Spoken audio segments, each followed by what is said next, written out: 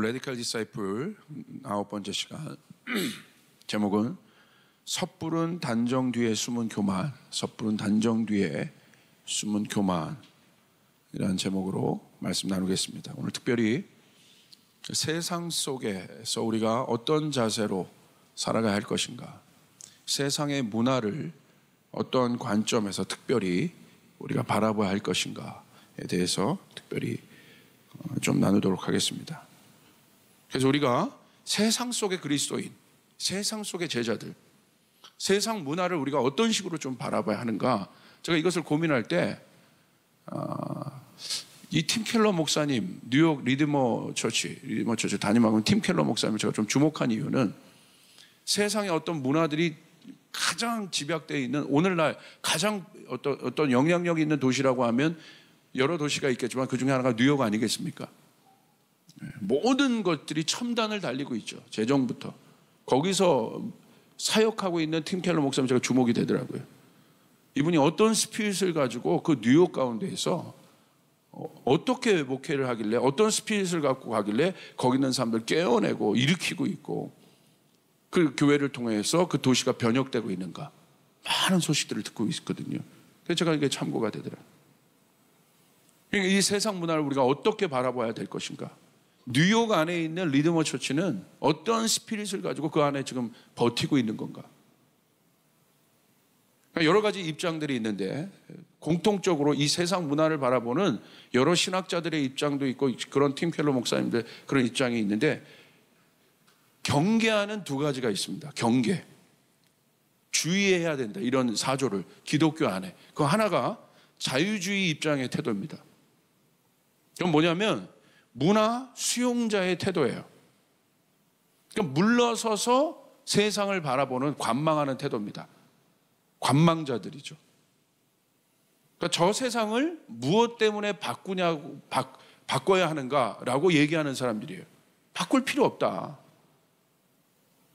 왜냐하면 교회 안에서도 이와 같은 태도가 있을 수 있는데, 이들이 생각하는 교회는, 교회가 해야 할 일은 세상을 고치는 곳이 아니라고 여기고 있기 때문에 그러는 거예요. 그러니까 세상을 관망하여 바라보는 거예요. 두 번째, 극단주의 태도가 있습니다. 완전히 반대. 이 극단주의 태도를 다른 말로 얘기하면 승리주의자적 관점이라고 얘기해요. 이것도 경계해야 된다. 관망주의적인, 자유주의적인 이런 태도도 우리가 조심해야 되지만, 그 반대에 서 있는 극단주의적 입장을 취하는 이 태도도 조심해야 되는데, 그 극단주의적 이 입장의 뿌리가 뭐냐? 승리주의자적 관점이라는 거예요. 여기서 말하는 승리는 우리가 얘기하는 부활의 승리, 뭐 이런 주님의 어떤 승리가 아니라 어떤 인간의 야망과 욕망에 근거한 승리들을 말하는 거예요. 그 안에 있는 오만함들을 말하는 거예요. 근데 이 극단주의적, 승리주의적 태도에도 두 가지 관점인데, 하나가 자유주의입니다. 그러니까 자유주의는 뭐예요? 해방신학, 일종의 막시즘과 같은 거예요. 그러니까 해방신학 보면 막 운동권 막 이렇게 하면서 막 이겨야 한다, 풀어내야 된다, 막 이렇게 혁명을 막 외치고, 이것이 극단주의적 태도의 승리주의자. 그게 자유주의적 입장이고, 보수주의적 입장도 있어요. 이것은 어떤 입장이냐?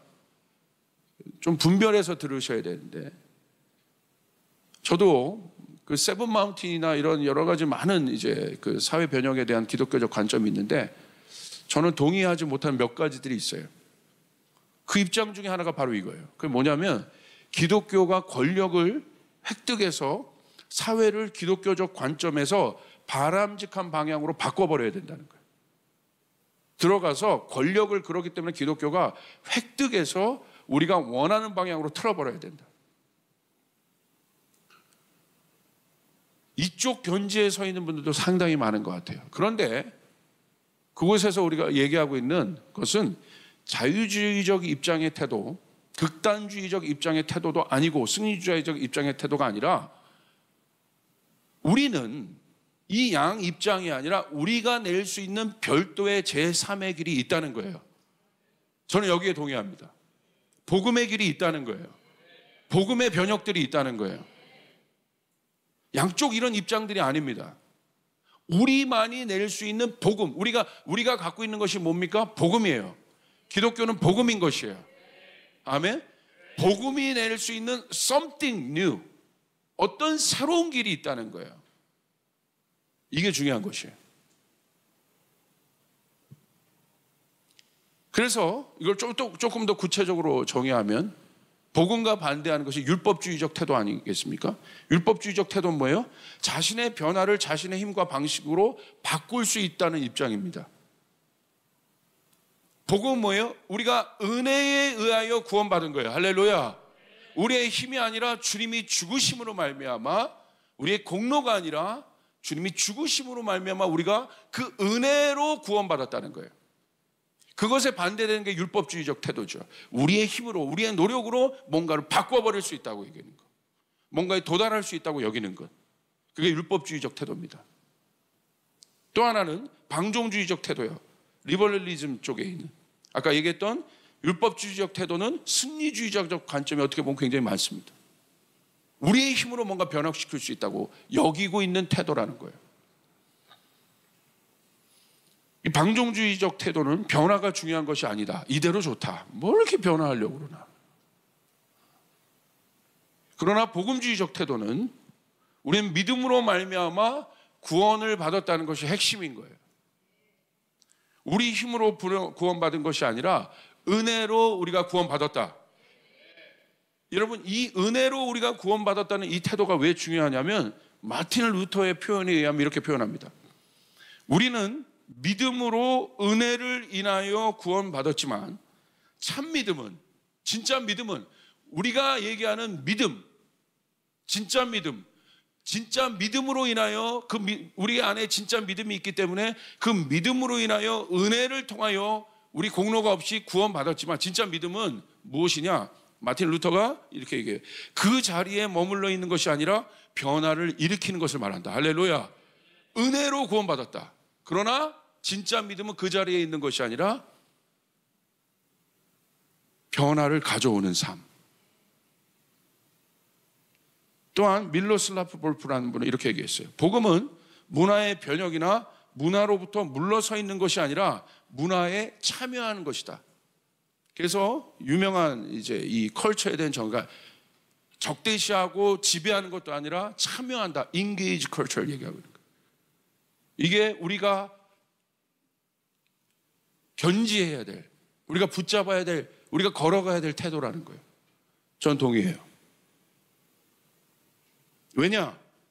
우리가 문화에 대해서 우리가 이해를 하고 있어야 되는데 이분법적으로 극단적으로 이 문화를 바라보고 있기 때문에 우리가 세상과 섞이지 못하고 있어요. 섞인다는 말이 뭐냐 것이 좀 이게 좀 그렇지만 세상 속에서 어떻게 살아갈 줄을 모르고 있는 거예요. 그렇게 헷갈려 하는 거예요. 세상의 문화 속에서 우리가 어떠한 견지를 가지고 어떤 길을 가야 되는지에 대한 복잡함들이 있는 것입니다. 여러분, 우리가 먼저 생각할 것은 첫 번째, 교회는 세상 속에 있다는 것이에요. 세상 속에서 교회의 역할이 있다는 것입니다. 마태복음 5장 13절 우리 같이 한번 읽읍시다. 시작.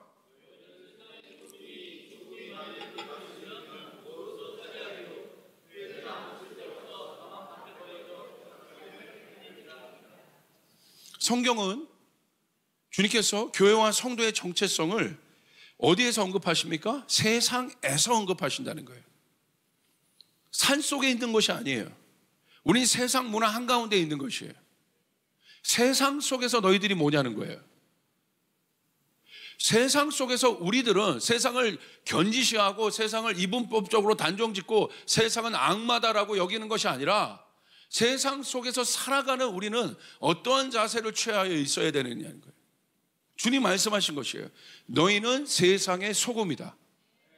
소금이 그 맛을 잃으면 무엇으로 짜게 하리요? 후에는 아무 쓸데없어 다만 밖에 버려져 사람에게 밟힐뿐이라. 소금의 기능이 있다는 거예요. 세상 속에서 우리 역할이 있다는 것이에요. 첫 번째 무엇입니까? 맛입니다. 소금이 들어가야 음식이 맛있어지는 거예요. 재료가 그 재료의 어떤 역할을 충실히 해낼 수 있는 그 맛을 내어주는 것이 소금 아니겠습니까? 간을 맞춰주죠.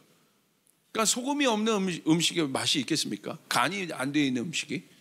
그러니까 그것은 뭐냐면 세상에서 짠맛을, 그 맛을 내야 된다는 건 뭐냐면 우리가 어떤 역할을 해야 되느냐? 탁월성을 얘기하는 거예요. 여러분, 우리 하나님 나라의 교회와 또 여러분들은 이 세상 속에서 여러분들이 맛을 내야 되는, 여러분이 내야 되는 어떤 맛들이 있다는 거예요. 그 탁월함들이 여러분께 있기를 주님으로 축복합니다. 우리가 내야 되는 가치의 맛들이 있다는 거예요. 세상 속에서 와, 이 가치가 이곳에 들어가니까 이렇게 달라지는구나. 돈이라는 것이 누구에게 있느냐가 중요한 거죠. 돈 자체가 여러분 능력이 있는 것이 아니잖아요. 돈이 누구에게 들어가 있냐. 돈이 정말 좋은 가치, 정말 하나님 나라의 마음을 가지고 사람을 살리고 고아들을 먹이고 그런 사람들에게 돈이 들어간다면 이 돈이 어떻게 돼요? 맛을 갖게 되는 것이에요. 가치가 있게 되는 것이에요. 그러나 그렇지 않을 수도 있다는 것이에요. 우리는 세상 속에서 그 맛을 내는 사람입니다. 그 탁월함을 가져와야 한다. 그 가치를 풀어줘야 된다. 돈을 터부시하는 것이 아니라, 여러분, 유대인들이요, 왜 돈을 잘 벌겠어요? 그들의 사고관이 있어요. 어떤 사고관? 그들 안에 내세적 사고관이, 어떤 내세적 사고관이냐면 선행을 통해 천국 가는 거예요. 그러니까 좋은 일 많이 해야 돼요. 좋은 일 많이 하려면 뭘 가져야 돼요? 돈이 있어야 되는 거예요. 그러니까 그들이 돈에 대해서 이분법적인 사고를 안 갖고 있습니다. 적극적으로 취해요. 그리고 선하는 일을 해요. 왜? 그래야 가기 때문에. 세계관이 굉장히 달라요. 우리가 대부분의 성도들이 세상 속에서 굉장히 어려워하는 이유가 그 세상 안에 있으면서 계속 이런 이분법적인 생각을 가지고 갈등하고 있다는 거예요.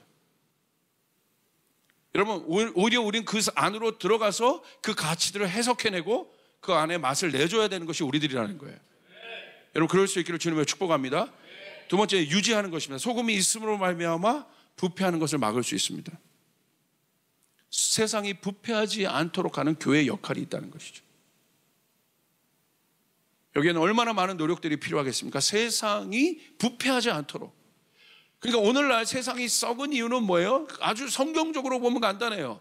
교회가 세상이 썩도록 내버려 뒀기 때문에, 교회가 소금의 맛을 잃어버렸기 때문에, 소금의 기능을 잃어버렸기 때문에, 다시 말하면 변질되었기 때문에.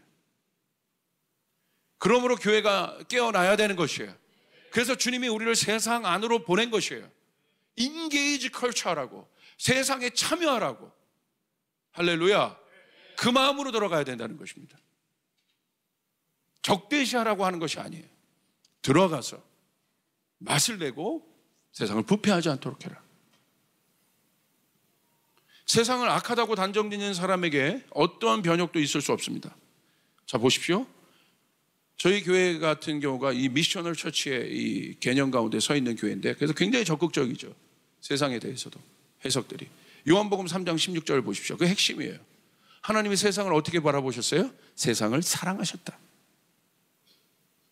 주님이 세상을 초림주로 오신 예수님께서는 세상을 심판하러 오신 것이 아니라 세상을 구원하러 오신 거예요. 할렐루야. 우리는 아직 은혜의 시대 가운데 있다는 것이. 명심하십시오. 재림주로 오시는 주님은 심판주로 오시지만 그분이 오실 때까지 우리는 그분의 은혜로 말미암아 살아갈 수 있다는 것이에요. 은혜의 시대에 있다는 것을 여러분 명심하시길 바랍니다. 그렇기 때문에 그 은혜의 시대 속에 있는 이 세상을 바라보는 예수님의 관점 무엇입니까? 하나님의 관점, 요한복음 3장 16절에 하나님이 세상을 이처럼 사랑하사. 우리가 근데 속단하여 단정져요. 저거는 이렇게 한 거고, 저건 저런 거고, 저건 저런 거고, 악한 거고, 이런 거고. 그 분별의 차원을 넘어버린 거예요. 제가 봤을 때 단정 짓는 일들이 너무 많아요. 그러니까 교회에서도 싸우는 거예요. 비본질, 사랑을 얘기해야 되는데 비본질적인 것을 가지고 막 교회에서 싸우는 거예요. 여러분, 그것이 우리가 어떤 시대, 우리가 어떤 지금 이 복음이 우리에게 열어준 시대가 어떤 시대라는 걸 우리가 깨어 있어야 되는 거예요. 여러분, 잘 보시길 바랍니다. 주님께서 얼마나 우리들에게, 제자들에게 사도행전에 이제 이방인들에게 나가서 그들이 이제 복음을 전해야 되는데 그들 안에 있는 문화적인 선입견들이 있어요. 유대 문화의 선입견들이 있어요. 거기 꽉 묶여 있단 말이에요. 그러니까 예수님이 어떻게 하십니까? 하나님 어떻게 하십니까? 그 선입견들을 벗겨줘요. 뭘 벗겨줍니까? 그들 안에 있는 유대 문화의 우월주의들을 벗겨버려요. 그것이 뭐예요? 베드로의 보자기 환상이 아니겠습니까? 먹으라고 하는데 이 유대인 베드로가 볼 때 유대 문화 가운데 있었던 베드로가 볼 때 먹으면 안 되는 거거든요. 그러니까 막 하나님이 먹으라고 했는데도 거절해요. 그러니까 하나님 계속 얘기하시니까 먹으라고. 주님이 이렇게 얘기하십니다. 베드로가 대답하였다. 주님 절대로 그럴 수 없습니다. 절대로 그럴 수 없대. 베드로가 간이 커요. 주님 앞에 절대 그럴 수 없다. 주님 앞에 절대성을 가지고 논의하고 있어요. 지금 교만한 거예요. 이게 문화적 우월주의입니다. 이게 우리 안에, 기독교 안에 이 우월주의들이 있어요.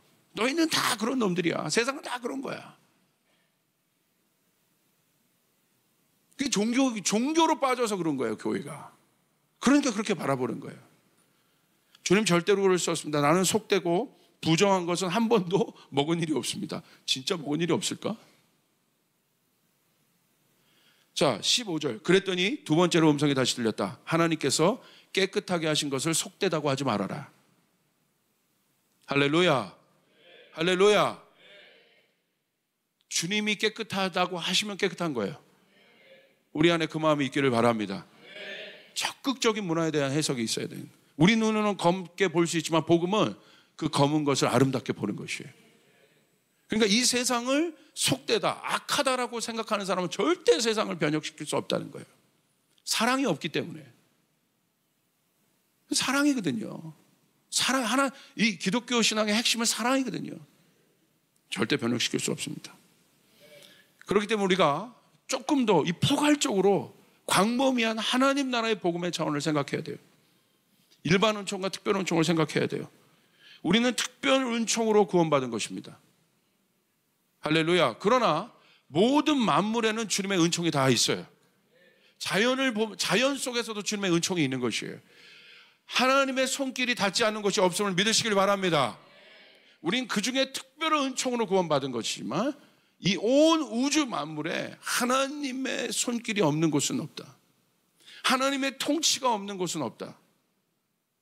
우리가 이 생각을 견지하고 있어야 돼요. 예를 들어 이런 겁니다. 주님 빵을 주십시오. 우리가 구할 수 있어요. 빵을 달라고 구할 수 있어요. 자, 빵을 주님이 하늘에서 뚝 떨어져서 주실 수도 있어요. 그러나 주님이 빵을 어떻게 주세요? 뭘 이용해서 주세요? 이 세상의 모든 것을 하나님이 이용하세요. 농부가 밀을 만들고 농부의 기술을 이용하고 농부의 수고를 이용합니다. 그리고 제빵사의 기술을 이용합니다. 그리고 그 제빵사가 빵을 구울 수 있는 도구를 만드는 그 제빵 기구를 만드는 기술자들이 있어요. 그들의 기술을 또한 주님이 이용하십니다. 그래서 우리가 그 빵을 가지고 사람을 구제할 수 있고 우리도 먹을 수 있는 것이에요. 단편적인 것이 아니에요. 하늘에서 뚝 떨어져 내릴 수도 있지만 특별한 은총으로 하나님께서 우리에게 그렇게 주실 수도 있지만 하나님, 우리가 이 세상을 살아갈 때 일반 은총적인 관점도 있다는 사실을 견지해야 할 것입니다. 할렐루야. 그렇게 볼 때 우리가 세상을 달리 볼 수 있다는 거예요. 세상 속에서의 영향력, 그리고 우리 세상을 어떠한 견지에서 우리가 바라봐야 하는가? 이 존중의 태도, 복음 안에 있는 존중의 태도. 이 팀 켈러 목사님이 이 빌레몬서 1장 10절에 보면 아주 기가 막힌 표현을 얘기했습니다.